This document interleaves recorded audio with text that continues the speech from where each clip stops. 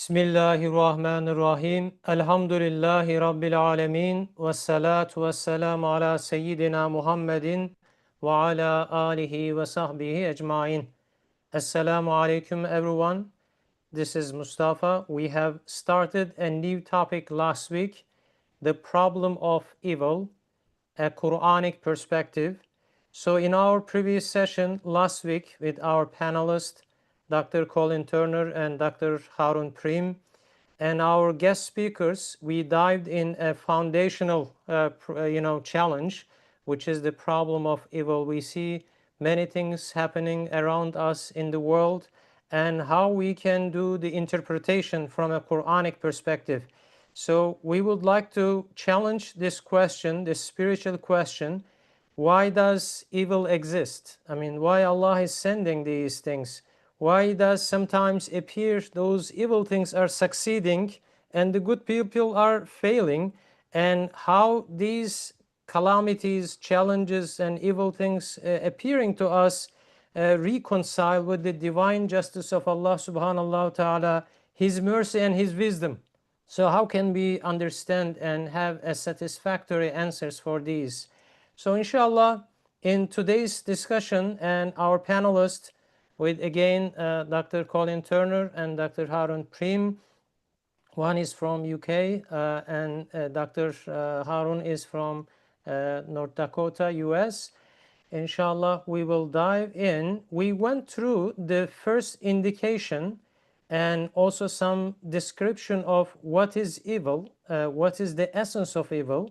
And out of 13, first is done. Inshallah, today we will continue with the second one. So for those who are new, our approach is faith-based clarification of this challenging question in line with the Quranic commentary, Risale-i Nur collection, written by Bediüzzaman Said Nursi.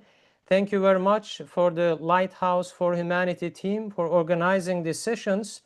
And inshallah, in the tafsir, Risale-i Nur, we want to connect what is, as a human being, our responsibility, and is there any spiritual growth out of the problem of evil, and what is the divine wisdom, hikmah, of Allah subhanahu wa ta'ala is sending these things to us, and what is the reality of imtihan, the trial, and all of these things. Inshallah, we are excited to read from the text, and then we would like to hear the insights from our panelists, and we welcome them. And also the brothers who are on the line on the Zoom session, the guest speakers, please, you are more than welcome to ask questions, to add your contributions, inshallah. So let's start with the ayah, the verses, which is studied, is listing in the 13th flash, at the beginning of 13th flash, and then we can inshallah move to second indication. Euzu billahi mineşşeytanirracim. Bismillahirrahmanirrahim. Ve kul rabbi e'udu bike min hemezatiş şeyatin ve e'udu bike rabbi en yehdurun.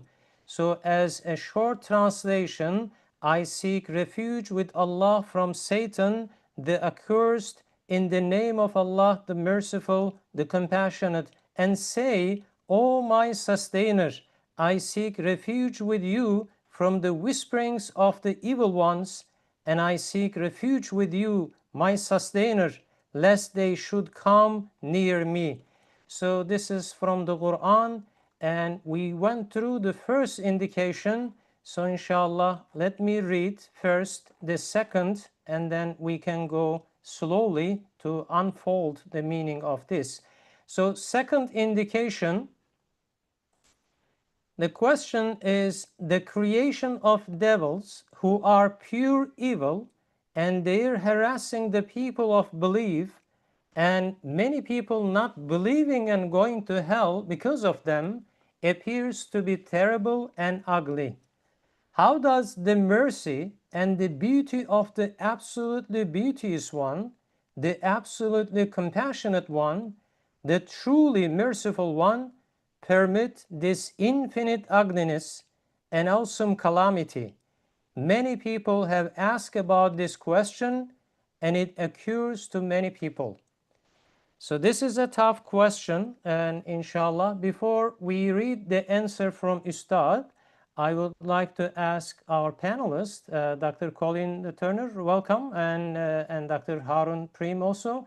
Do you have any initial addition or any understanding for this question? Okay, I think we have someone Maybe, raised. Yeah. sorry. Yes, please, Colin Hocam. Unless there's a question already. Yes. And I think someone raised maybe something you want to edit, or if there is something not very clear. Said Hocam, would you like to add anything? Yes, do you hear me? Yes, we can hear you. Please continue. Yes, Assalamu alaikum.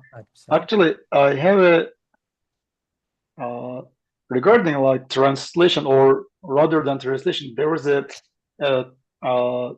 the comma place the creation of evils, devils, comma who are pure evil.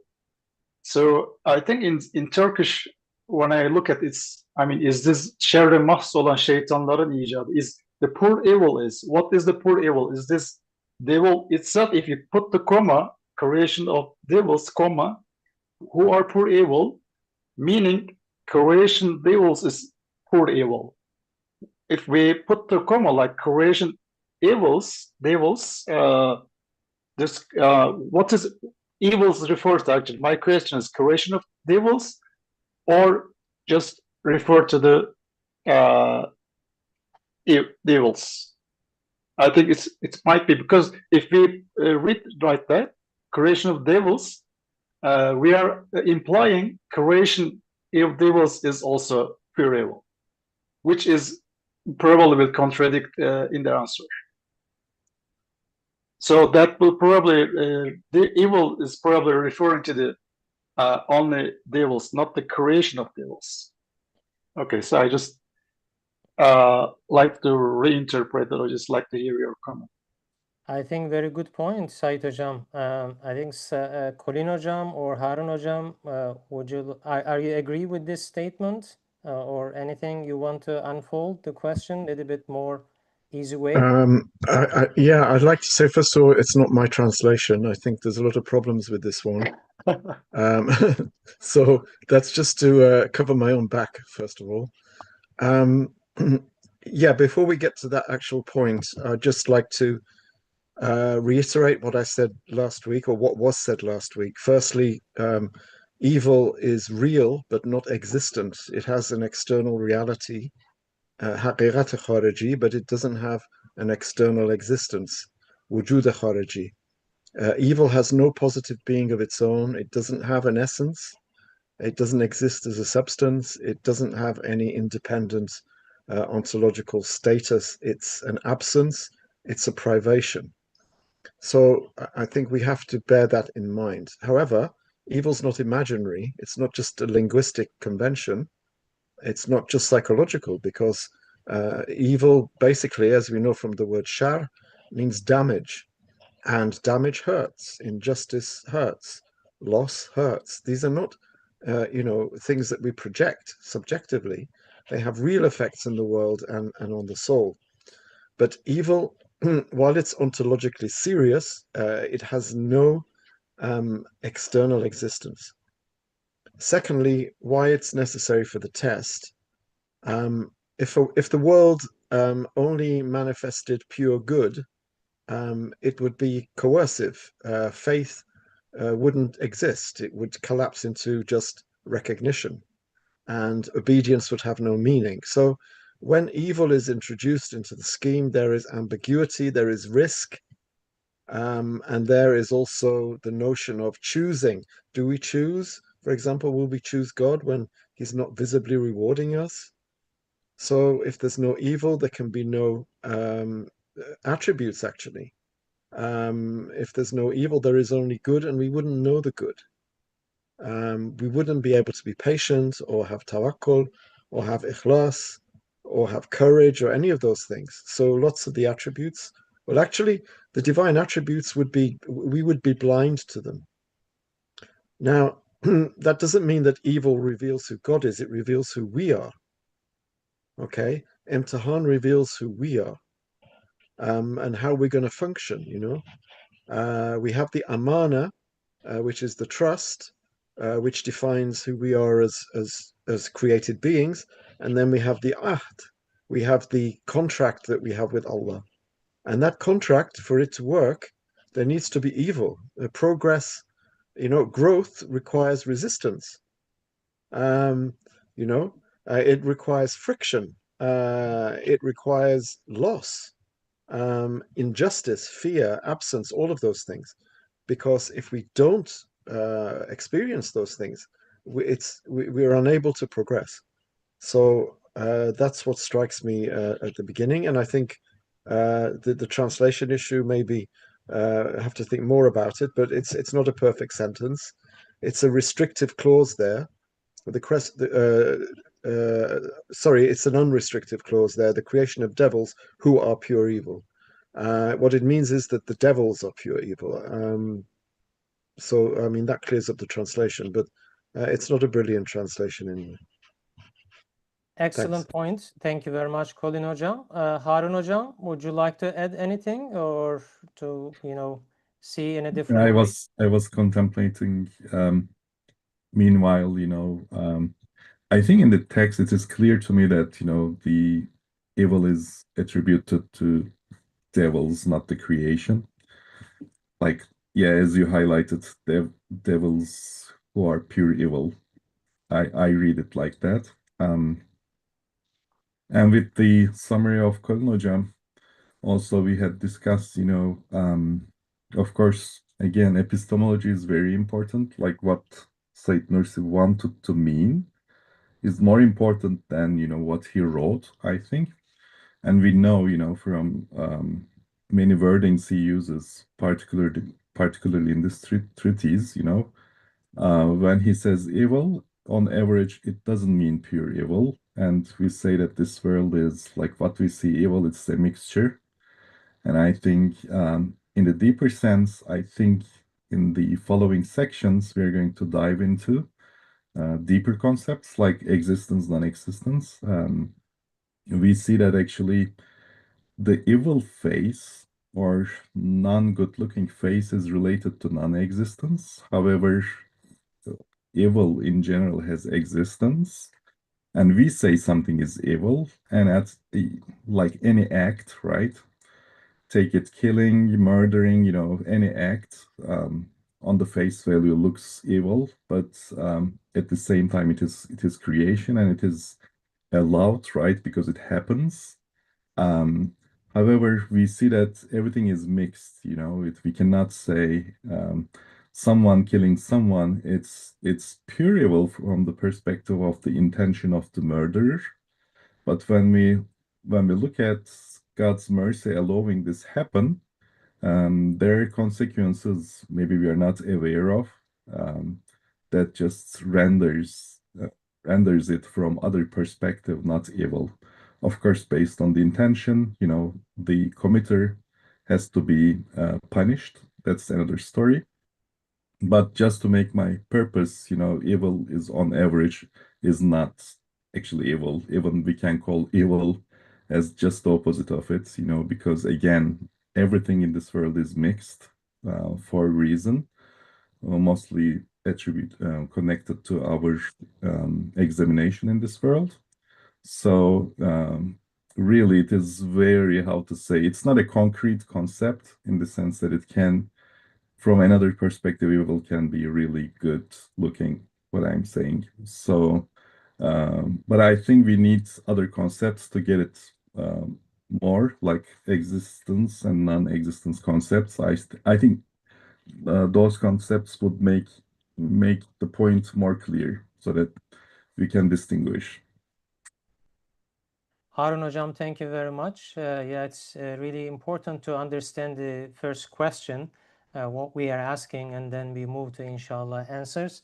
I agree, and the point where the Said Hocam raised, and the creation of evil is not itself evil, as we pointed out. So creation of devils, yeah, there is a purpose behind And I think last week, Harun Hocam, maybe you gave this example that fire is not evil, but it burns the hand. Or you look at the rain, right? The rain is a mercy, but if we don't have a protection, or if we are not ready, maybe we misuse it, then it can be a calamity, and there might be an aspect of evil thing based on what people are looking from that perspective. But Satan's or Shaitan's existence is not evil. I mean, the creation of Shaitan is not evil, but following Shaitan is evil. So I think there is a distinction over there. But thank you very much. Inshallah, let's read first the answer, and then we can slowly move on Colin the Hocam concept. wants to chime in. Yes, please, Colin Hocam. I think maybe we can say that the creation of the effects of evil intentions is not evil. I think we shouldn't say that the creation of evil is not evil and then qualify it. We can explain what we mean, but as soon as we say the creation of evil, then it essentializes evil, and there is no divine name which can be the source of evil. So, when Allah allows damage to take place as a result of evil intention, the creation of those repercussions, for example, fire is obviously not evil.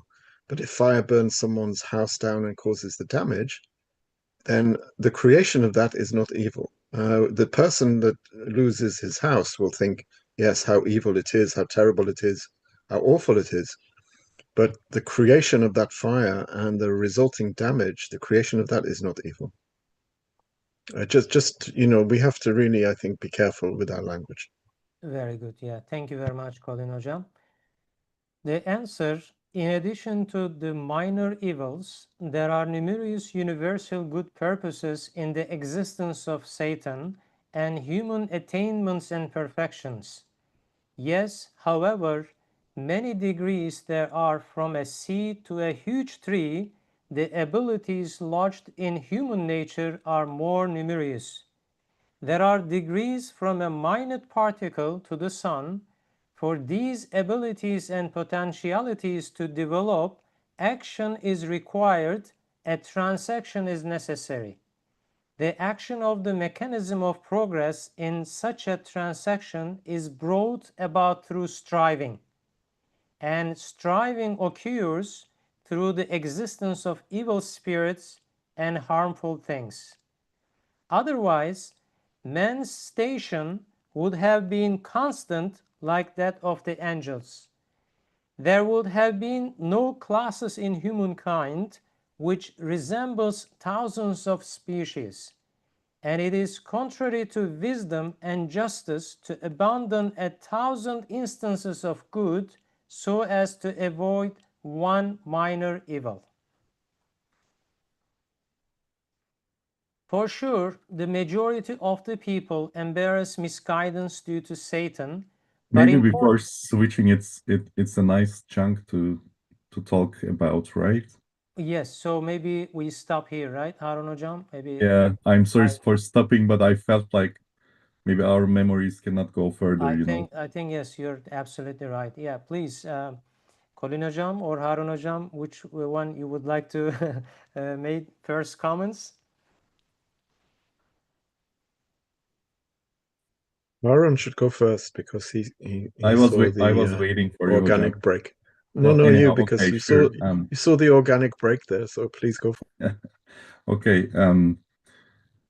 Yeah, that's stunning. I'm always amazed Ustad Said Nursi's contemplation and how he thinks differently. And actually, I admire his thought process more than his writings, I would say. He has an amazing thought process. So here, um, the first place is we understand, like I was saying, there are tons of movies about Satan, usually from Christian's perspective. Um, and all these movies kind of maybe to some extent they are not very realistic. Like let's say new generation maybe does not take Satan as is, But when you take the concept of Satan, to a real ground, like everyday life, um, here what Nursi does actually takes this concept to everyday life, such as, we see harmful things, we see evil things, I mean, takes this Satan object, to some ground that ordinary person, or let's say even non-religious person, let's say, can make sense of it, and it opens door to belief, and that's an excellent thought process, I can say. So here, yeah, we understand that actually we are striving for anything through our daily lives. Like I'm striving to drive, to eat, even, any act, any action requires striving. Without striving or without friction, even we cannot drive car. This is physical reality. So there is a friction force that our wheels just interact with so that, we can move. So obviously, any movement requires friction, or let's say some striving um, to happen. So even the deeper thing, why do we need move in the first place, And again, it will be ontologically connected to reflections of beautiful names of the creator, because these reflections require actions, and actions actually even created, out of this name's reflections. Um, but even understandable level, we agree that, we need action, we need striving, and it doesn't happen without opposites chiming in.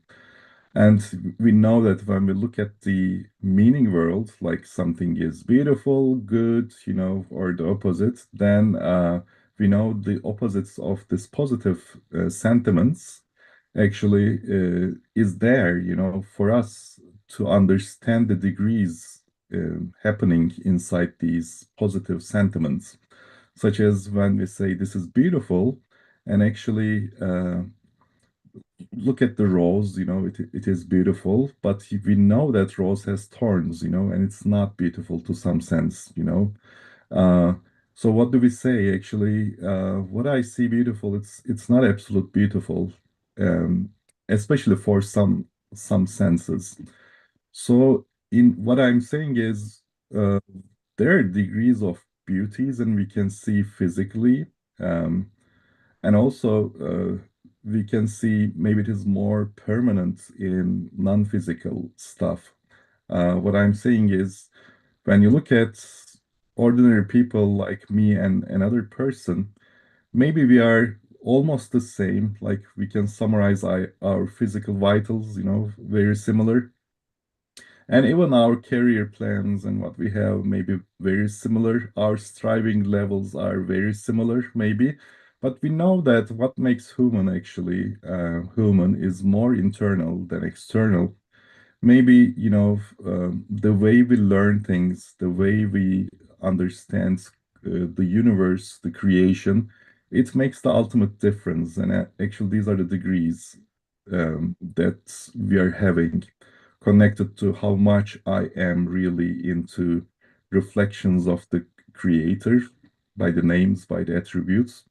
So that makes the difference. And when we look at from the perspective of internals of humans, actually there are tons of degrees, and these degrees are required, for the sense of creation. Again, it's such a diversity because there are tons of beautiful names, reflecting that requires tons of different understandings and internal states happening, and that makes the degree and relative understanding of all these positive sentiments.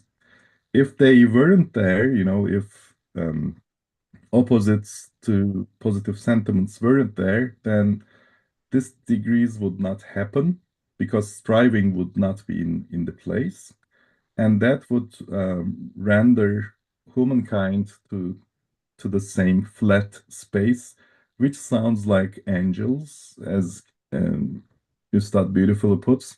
And that's contrary to the wisdom behind creation of human. Even we can read this statement as, why was human created as species in the first place, while, angels, jinn were existing? Maybe we can answer because of, this tons of degrees of positive sentiments to be understood and happen. Yeah, I think that's what I understand to some extent. Thank you very much, Harun Hocam. Yeah, I mean, the point where you said we need to go through striving, we have a lot of abilities, potentialities to develop, reflecting the names of the Allah subhanahu wa ta'ala. So this is great. Yeah, I think this paragraph, I mean, while you were talking, I was thinking the question again, because there are two conditions here. One is the creation of devils, and devils are pure evil. And then the second is their harassing to the people of belief, and many people not believing and going to hell. So this is a second. I think the first paragraph which we are going through right now is the answer of this first condition. Why the devils are being created? What is the wisdom behind? Because we are in the testing grounds, and we have been giving a lot of things to develop from a tiny seed to a huge tree, and one maybe evil appearance. Let's say in the garden you have an animal manure as a fertilizer. Maybe it doesn't smell good, but if you remove that, it's not gonna bring that soil a lot of different flowers, fruits, and things like that. So as in the last sentence it says, it's contrary to wisdom and justice to abandon 1,000 instances of good so as to avoid one minor evil. So this evil, the creation of this, has many good purposes. This is amazing. Yeah, thank you very much. Colin Hocam, would you like to add more or your insights, please? I think Harun's explanation was very comprehensive and covers most of the bases that Ostad covers here. I would say that we need to look at the universe as a display of divine names, but names which are manifested in degrees. In other words, there are apparent absences. If we talk in terms of opposites, right, if we talk about light and darkness, they're not opposites actually. Darkness is the absence of light. And this is why, we have to be careful when we say that evil is not created, because darkness is not created either. Darkness is simply, it doesn't have a source. It has an external reality, but it doesn't have an external existence. Everything is in degrees. And if you want light, we need darkness. So if you want to understand the good, and of course Allah is good, then we have to accept that there will be an apparent evil, and that comes in the form of the degrees of the divine names. The divine names are manifest in degrees, and in those absences, in those lacks, in those privations, in those instances of apparent non-being, that is where we find shayateen and shaitan. They are kind of examples of that. They are examples of non-existence, even though they have a reality. Actually, they have an external existence as well. But their external existence isn't evil, it's the intention that is pure evil. So these are needed. They're needed because without them, we can't see the divine names. We can't appreciate or acknowledge the divine names. We can't worship. We can't strive. You can only thrive if you have problems. You can only learn to walk if you continuously fall. You can only be successful if you start from a position of failure or non-success. All of these things. It's quite straightforward, really. But when you're on the receiving end of these apparent evils, these evils which feel very, very real because the damage is real, then it can be quite disconcerting. It can be quite upsetting. But we have to realize that without shaitan and shayateen, And without these absences, nothing would work. Nothing would work because we wouldn't be able to recognize anything. You know, Ustad says in Eneris, if the whole of the world were white, if everything in existence were white, we wouldn't know what white is until a black line is drawn across it. So we can think of maybe shaitan and Ana as well, the human eye, when it's in the negative position, as the black line drawn across this endless white, or this endless light, if you wish. Thank you very much, Colin Hocam. Anyone who would like to add or any question, please, you can raise your hands or you can type in. Okay, I think we have. Okay, we have one person asking a question. Okay, the brother Eskazi.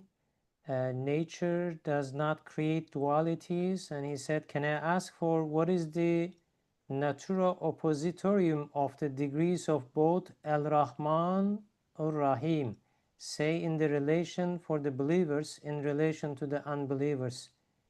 Is it Jannah wa al-Jahannam, and how so? So I don't know if the question is clear for maybe our panelists who would like to address this question.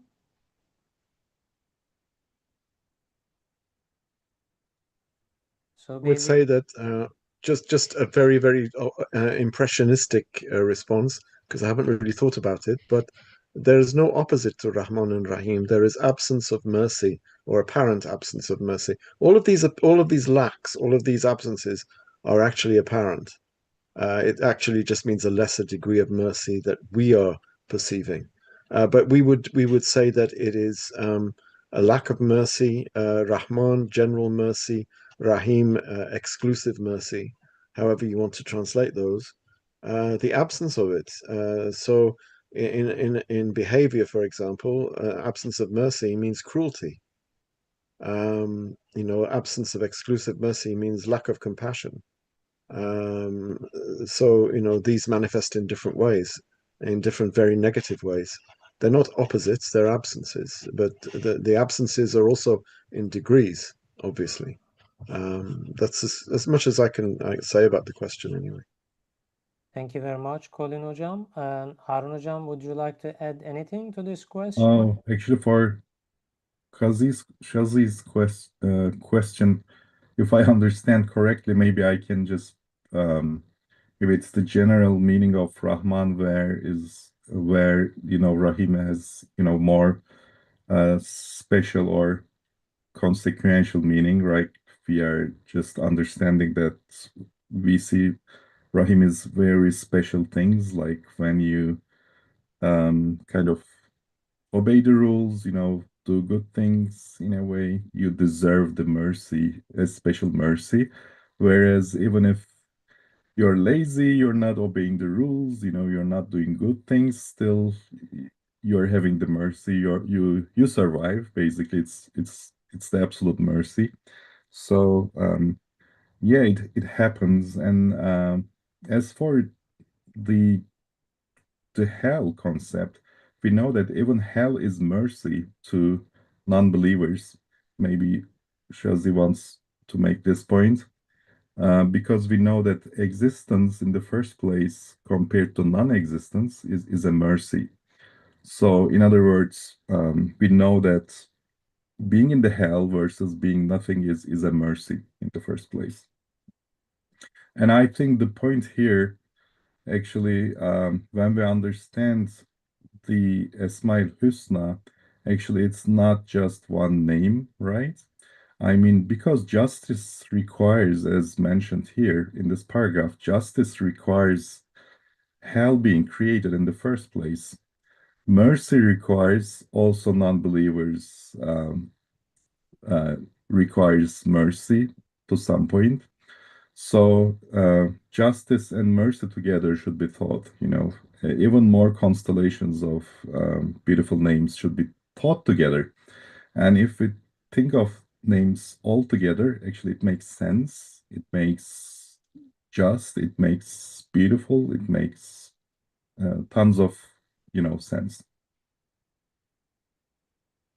Thank you very much. I hope the answer is clear for the brother who asked this question.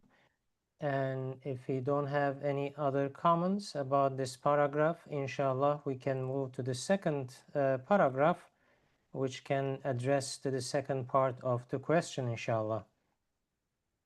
For sure, the majority of people embrace misguidance due to Satan, but importance and value look mostly to quality. They look to quantity little or not at all. If someone has 1,010 seeds which he buries, and under the earth the seeds undergo a chemical reaction, as a result of which 10 become trees and 1,000 rot. The profit the man receives from the 10 seeds which have become trees certainly reduces to nothing the loss he suffers from the 1,000 rotted ones. In exactly the same way, through the struggle against the soul and Satan, the profit, honor, enlightenment, and value for humankind gained by 10 perfect men who are like stars certainly reduce to nothing the harm caused to mankind through the people of misguidance, embarrassing unbelief, who are so base as to be thought of as vermin.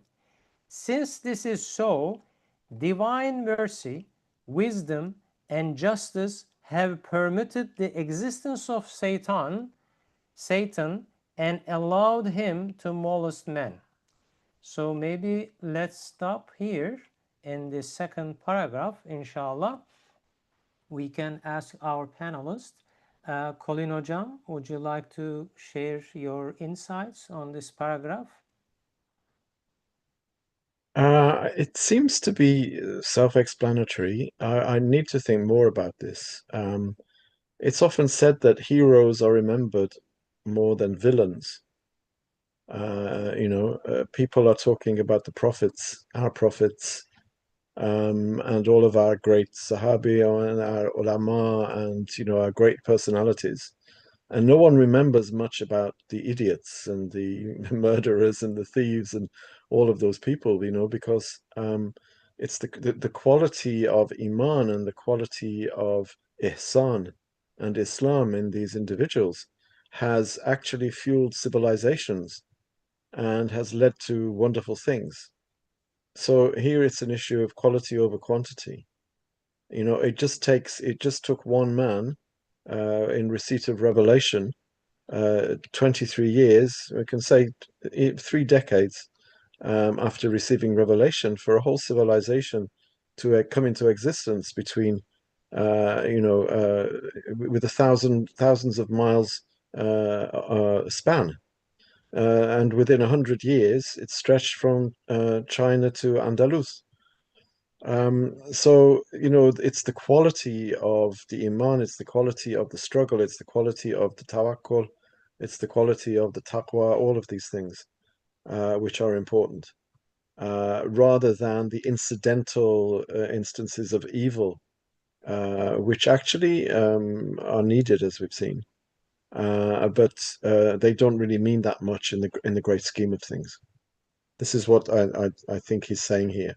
But I mean, brothers may disagree or may be able to give a different observation.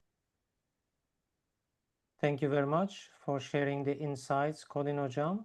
And this is addressing the second part of the question, right? Because of the Satans or devils, a lot of people are going to wrong side, misguidance, and they go to hell. So it looks like this is an ugly situation. So how can we reconcile this? I think this paragraph is about this one. Yeah, thank you very much. And I would like to hear also Harun Hocam, your perspectives. How do you understand this part? Um, yes, this actually answers the second part beautifully, as you underline. Yes, quality is the key. Actually, quality kind of is bigger than quantity. We can say quality is more than quantity, and we know that actually quantity is valuable as long as it is kind of attributing to quality. So quality is the key. And we know that quality of a person actually it's correlated with how much struggle the person is in. Of course, the struggle it's not like, I don't want to use the word useless, but we are not talking about struggle for the face value. It's kind of um, our everyday contemplation, like we are thinking about what is happening. So we are trying to, dissect things or we are trying to analyze things to make sense of it. And especially for our internals, we are trying to understand everything from the perspective of creation, from the perspective of meaning, which are kind of the same things. So these are struggle. Like I'm trying to understand my life. I'm trying to understand the events happening around. I'm trying to understand social events. We are in a constant struggle. So the more I am, putting things in the place in the right place, that means my struggle is kind of building up. So I'm building spiritual muscles. So when I build spiritual muscles, I'm becoming spiritually stronger in a way. Um, with that, actually, our everyday, struggle serves to the meaning of our lives. And who makes their lives meaningful? Actually, these are quality people. And the level of quality it's open-ended. We are just given all these talents, for some reason. And as the seeds example here, this seeds just waiting to flourish. And the more we water them with belief and striving, it just blossoms, and it comes to amazing degrees. And with that, nobody really talks about, the demolished seeds in this example, because you see even one very comprehensive flourishing worth, trying 10,000 seeds. The number does not matter. So with that analogy, we understand that actually the door is open to all, and the door being open to all does not mean that many people just cannot make sense of their lives and doesn't deserve, the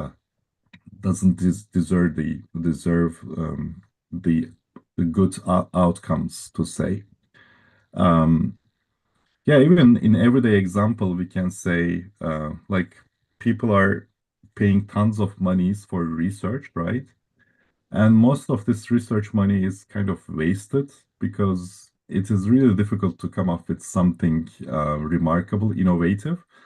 But countries, US, let's say, knows the value behind. Like you can waste billions of dollars for nothing in the research, but they know that you have to waste this money in order to just find one person, one team to make breakthrough, for an innovation. Because the quality of innovation is, way more than the face value of dollars, billions of dollars wasted. I mean, these are similar things. Excellent point. Thank you very much, Harun Hocam. So what matters is the quality, not the quantity. So sometimes we are maybe, seeing a lot of people, going into the misguidance, but as what comes to my mind when you are explaining this research concept, and another thing is maybe the mining.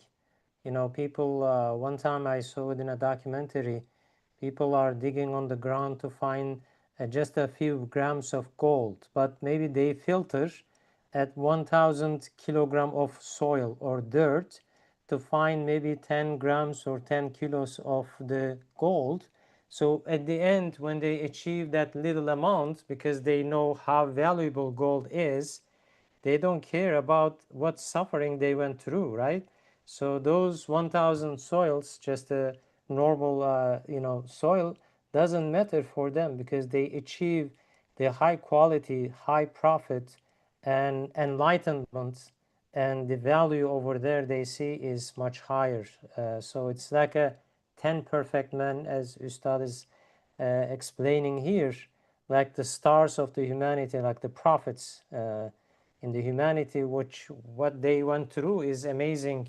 All the prophets, if we are considering like their lifetime, is just to make them as shiny gold or very valuable, elements in the human life. So this makes really sense why the divine mercy, wisdom of Allah subhanahu wa ta'ala, and his name Adil, justice, is allowing the existence of shaitan, allowing him to molest the men, because we want to see the quality in humanity. Yeah, thank you very much for our panelists, very good points. And anyone who would like to add, or should we continue? Okay, if we don't have any other comments, inshallah, we can move on to the next paragraph. All people of... Just a very quick observation. Yes, please. Before we carry on, one of the greatest threats at the time that Ustad was writing, of course, was atheism and communism in particular. Communism and socialism, one of its characteristics is that it tries to do away with hierarchy. It tries to flatten everything. It tries to make everything the same, to do away with difference. And I wonder whether this is not a kind of Shaitan's kind of rebellion against the notion of hierarchy, because it's only through hierarchy and difference, and having different classes even, that we can understand differentiation and difference. So that's just something just to throw out there, just as an idea of why communism was such a big threat. Yeah. I was thinking about hierarchy also, but I couldn't make my mind like we know that non-living things are more, let's say, stones, dust compared to plants, and animals maybe less than plants species, and human species is less than animals in general, and also good people is less. I mean, there is definitely hierarchy, looks like, based on the value of existence. I mean, like in the human world, we have this career development. No one wants to just stay as a simple person. People are striving, they are studying, getting degrees. And even when you get your degree, you don't stop there. You go to the companies, you want promotions. And all of these things, from when we are born till we die, there's a lot of struggle. And I think spiritual career development was also, I think, this part. We have a lot of ism, Marxism, communism, this is, I think in every century, those things are being exposed and exposing us. This harassment of these many ideologies is coming to humankind to really develop us, to unfold our capabilities, and seeing that who has the highest, quality. Because when we also look at the metals, the low quality metals, let's say, zinc or some indium, they can easily melt or being exposed at low temperature. But when you are exposing to gold, you can melt the gold close to 1000 degrees. So it's very resistant. So to get the highest quality, you need to give too much heat, too much fire. And in that state, you can understand that who's really the gold. Because if this is not a gold, you will just melt it in 100 degrees, 200 degrees. So there is a great wisdom behind it, the practices which we see, I mean, the life of the human being. Yeah. Anyone who would like to share their insights from our guest speakers? So you want to add anything, please feel free. Okay, I think we are okay to go. So let me read this short paragraph also. O people of belief, your armor against this awesome enemy is the fear of Allah fashioned on the workbench of the Quran, and your shield is the noble messenger sallallahu alaihi wasallam practices, and your weapon seeking refuge with Allah from shaitan, and seeking forgiveness and taking refuge in divine protection. So this is the final recipe, I think, how we are going to be protected, how we can challenge, with our enemy, the, workbench of the Quran, and our shield is the Prophet Muhammad sallallahu alaihi wasallam sunnah, and our weapon is seeking refuge with Allah from Satan, shaitan, asking forgiveness. I think there's also great wisdom, right? Harun Hocam, would you like to add anything or any thoughts about this? This is beautiful conclusion. Actually, yes, we analyzed the problem to some extent, right? Reading through like why evil is created and it makes people in bad situation in a way. Why is that? So after discussing that, we understand that actually we are kind of impotent and we are in need of, being protected against, Satan's or, ally of Satan's, in the shape of humans, events and everything. So at that point, of course, Takwa kind of, Takwa concept here, it's kind of as it's it's done, it's manufactured, let's say, through the workbench of the Quran. So we are in need of that because Quran just truly guides us, in a way to put things in the right place and to strive in the positive sense. And also the shield is we learn from the practices of the Prophet, peace be upon him, obviously. And this is all the treatise is about, the last thing. And the quickest weapon that we have is just seeking, forgiveness and taking refuge in divine protection. Thank you very much, Harun Hocam. Said Hocam raised his hand. Please, Said Hocam. Yes, actually, I would like to briefly ask Harun Jones maybe can explain just the three mechanisms that highlighted here, like armor for us to defend ourselves, taqwa, and and shield, like trench. Actually, it's practicing sunnah. And the last one is actually I was kind of confused as call weapon as a seek refuge istiaze from Satan and seeking forgiveness, istighfar, taking refuge in the divine protection, iltija, istighfar, istiaze. How, I mean, when we look at it's two of them, Ustad highlighted taqwa, and sunnah is highlighted as like a defensive. Rather, he highlighted iltija, istighfar as a kind of like offensive, like weapon. So it can be just, I mean, random, but I like to hear is like it's like an armor. It's like a battle for protect ourselves, like for so is this like doesn't it sounds like more defensive, like when you look at actually practicing sunnah kind of looks more like as a weapon, like we're practicing implementing something. It can be like sounds like more like a weapon than istighfar, istiaze, or I don't know, just like to hear is anything. I know we have just very limited time, but I just noticed as yes, istiaze, istighfar, and iltija is used as a weapon.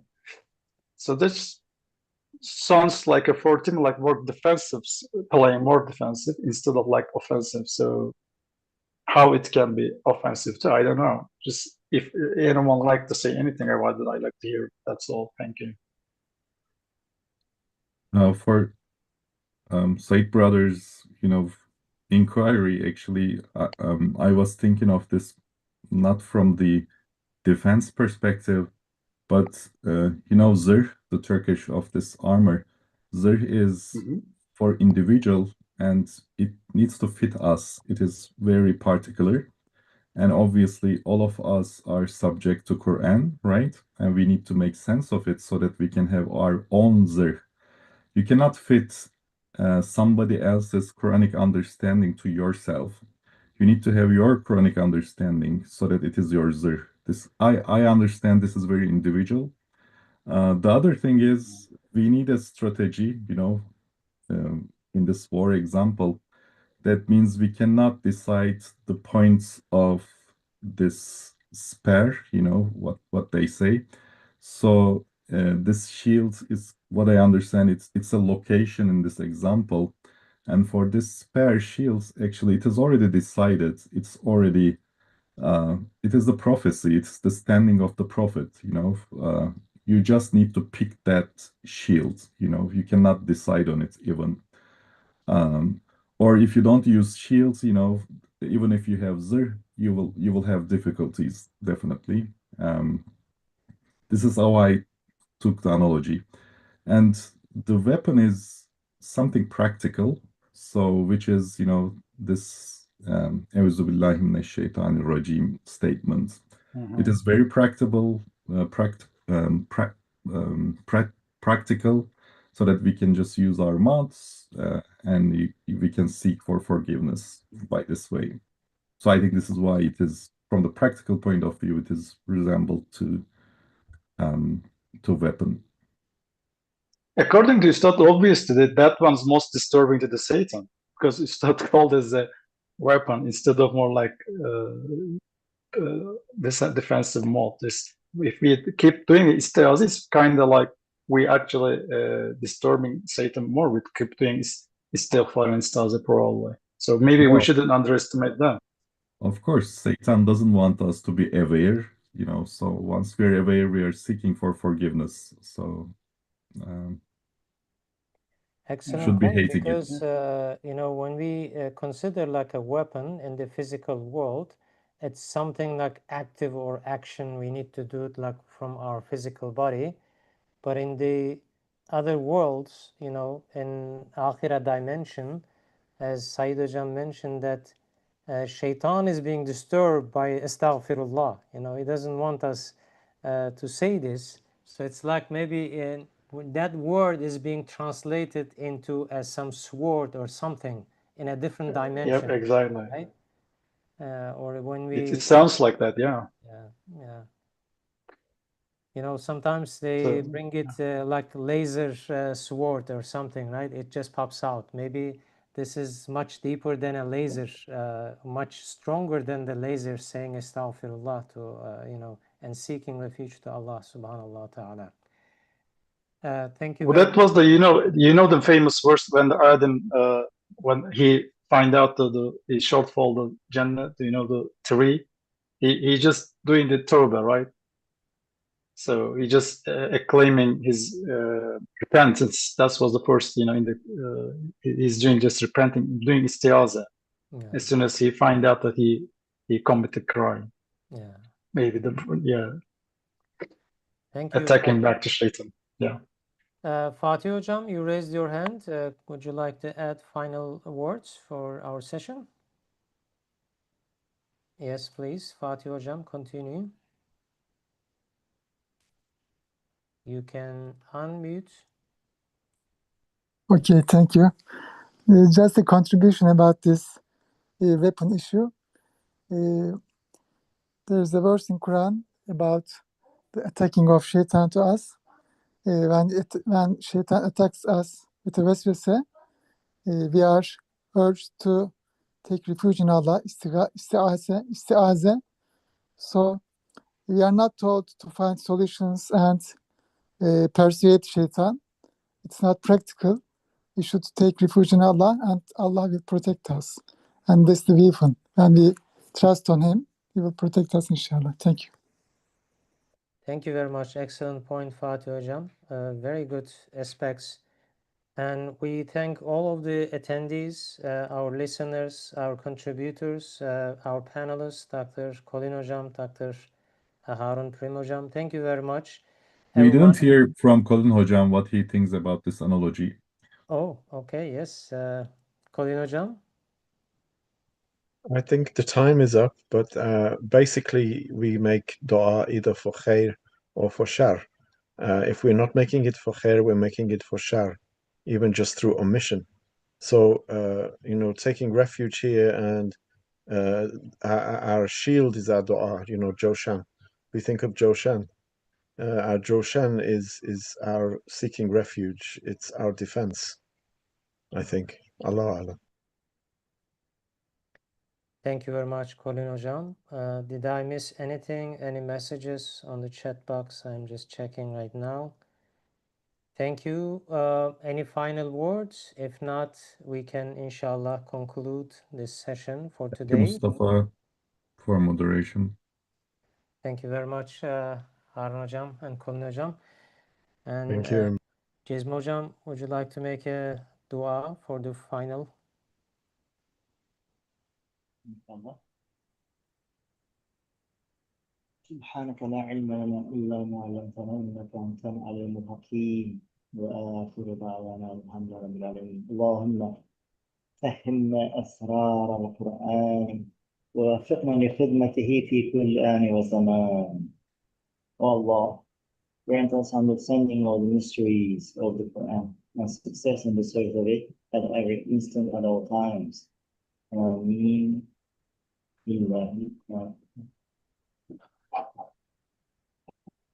Assalamu alaikum, everyone.